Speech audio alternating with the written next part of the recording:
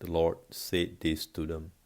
In this regard, Subhuti, those who have set out on the Bodhisattva path should have the following thought.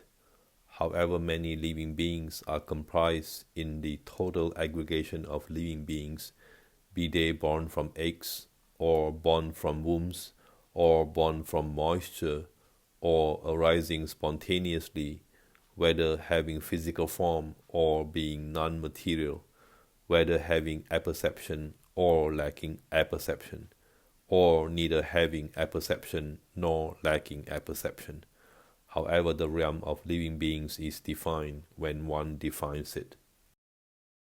I should bring all of them to final extinction in the realm of extinction without substrate remaining. But after I have brought immeasurable living beings to final extinction in this way, no living being whatsoever has been brought to extinction. What is the reason for that? If Subhuti, the idea of a living being, occurs to a bodhisattva, he should not be called a bodhisattva. Why is that, Subhuti?